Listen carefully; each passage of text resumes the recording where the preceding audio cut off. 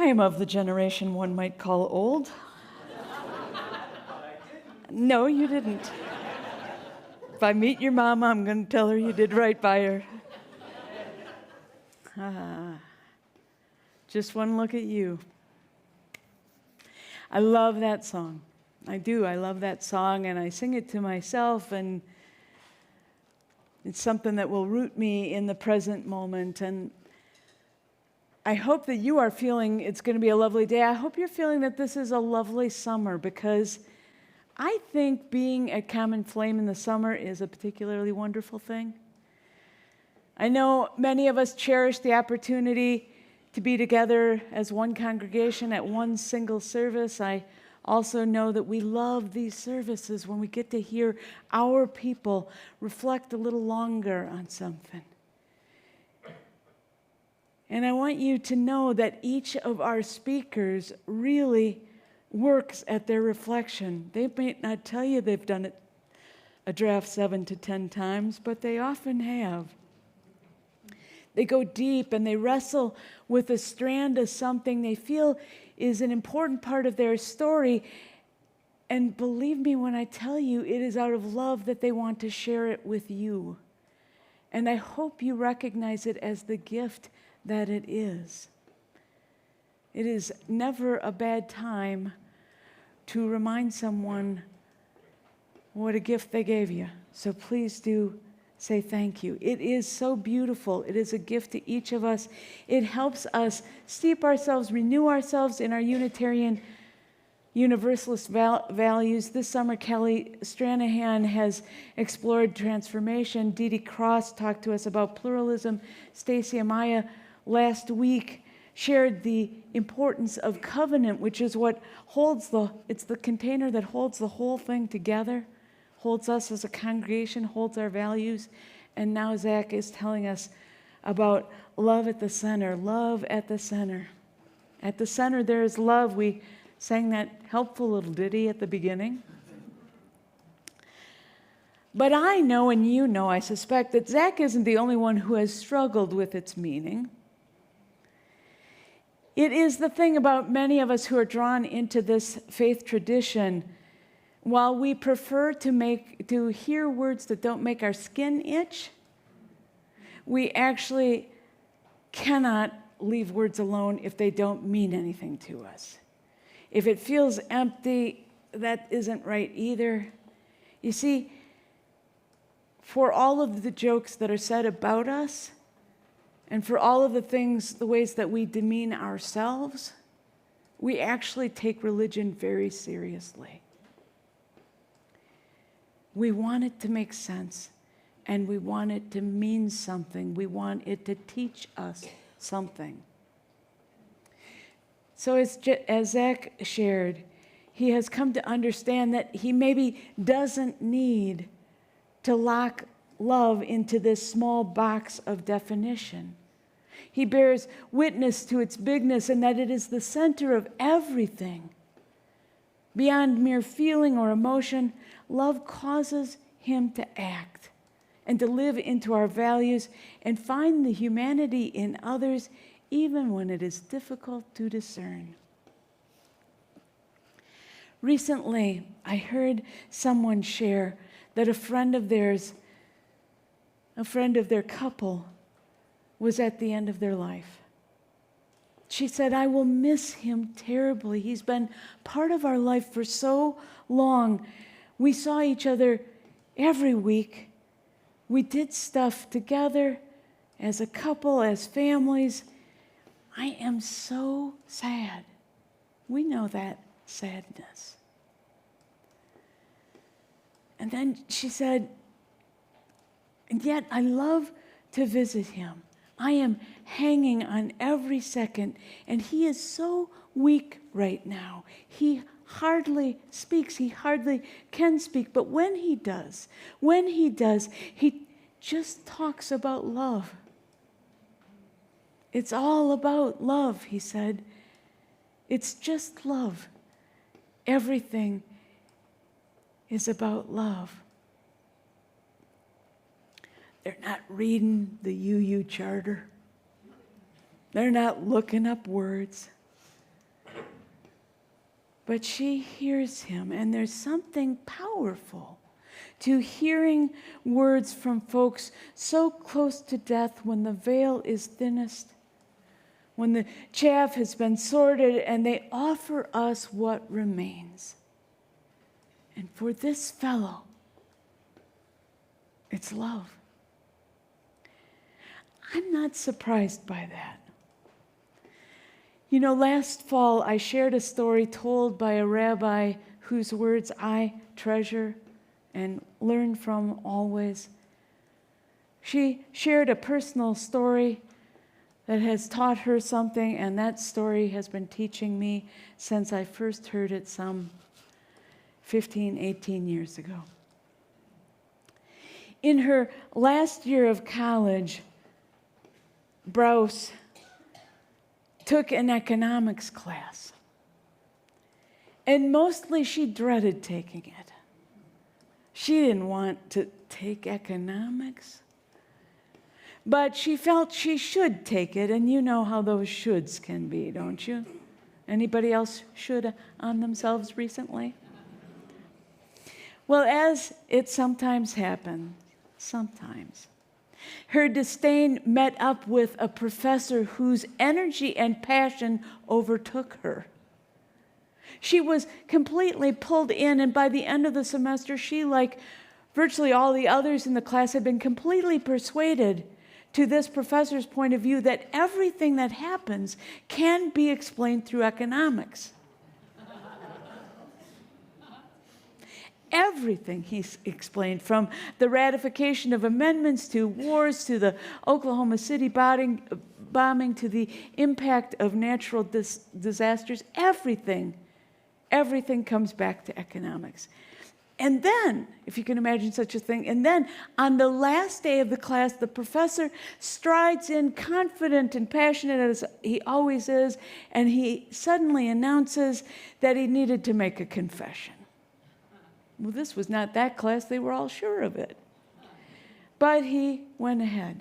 All semester, he said, I have told you that everything that happens can be explained through economics. But the truth is that there is something that eludes economic analysis and explanation. Well, what the heck?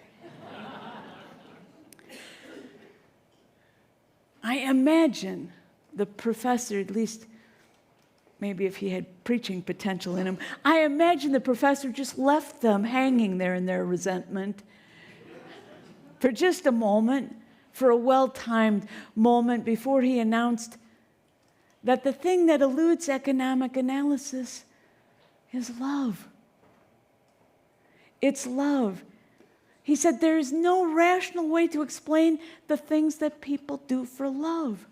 There is no rational justification for someone driving for hours at personal inconvenience to hold a hand or touch the cheek of someone they love, of someone who is dying, of someone whose heart is broken, of someone in need.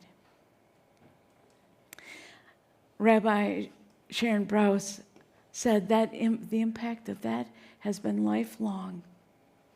In her words, she said, it planted in me at 21, the seed that there is a great, mysterious, incalculable force in the universe that overrides all principles, defies all logic, and upends all reason. Love. Centering something larger than our own self-interest, comfort, convenience. And it is available to all of us. It's illogical, for sure. It's mysterious, and it's powerful. Perhaps, like me, you need this reminder from time to time. I need that reminder in lots of ways. Like the ones I get from Bell Hooks, who literally wrote the book on love, or at least a book on love. More than 20 years ago, Bell Hooks wrote these words. I feel, more than 20 years ago. Think of where you were 20 years ago. I feel, she wrote, I feel our nation's turning away from love. I feel our nation is turning away from love, moving into a wilderness of spirit so intense we may never find our way home again. You see, she feared back then that our nation was turning away from love in that time, in the time when we were entering a new millennium. So before 9/11, before Afghanistan, before Hurricane Katrina, or the iPhone, or the financial crisis, or Sandy Hook, or same-sex marriage, or George Floyd's murder, or the pandemic, or the armed attack on our nation's capital, before any of that, Bell Hooks looked out at this country and said, I feel our nation is turning away from love, moving into a wilderness of spirit so intense we may never find our way home again. I write of love to bear witness both to the danger in this moment and to call for a return to love. She called us to return to love, to put love at the center of our lives. And our religion asks us to do the same thing, and it's hard. Fear is abundant these days. For some of us, loathing runs a close second, or it's at least waiting handily in the wings.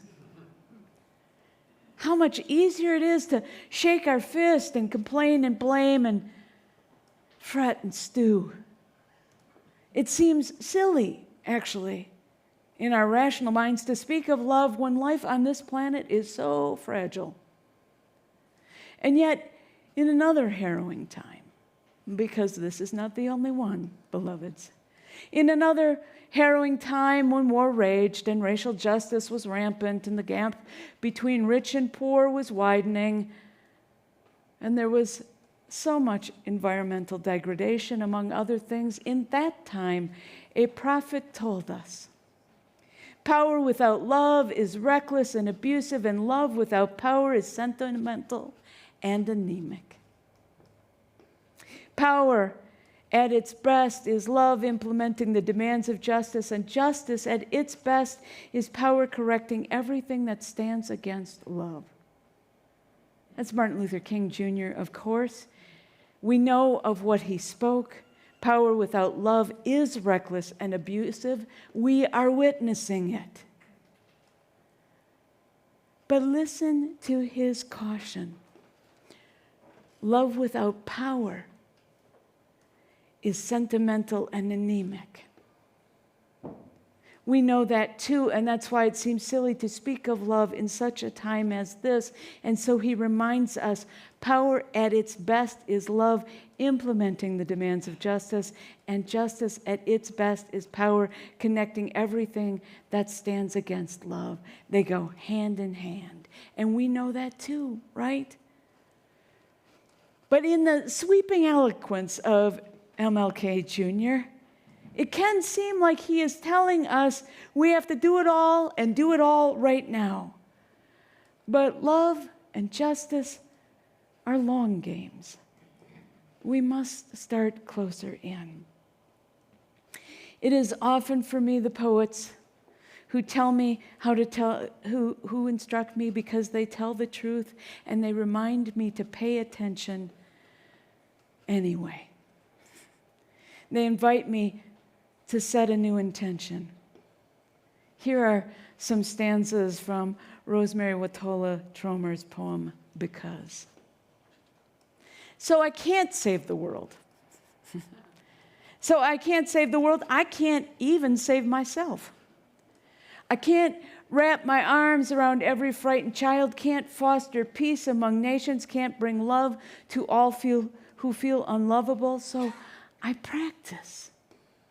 So I practice opening my heart right here in this room and being gentle with my insufficiency. I practice walking down the street heart first. And if it is insufficient to share love, I will practice love anyway. She goes on, I tell myself, what's the use of trying? But today the invitation is clear, to be ridiculously courageous in love, to open the heart like a lilac in May, knowing freeze is possible and opening anyway.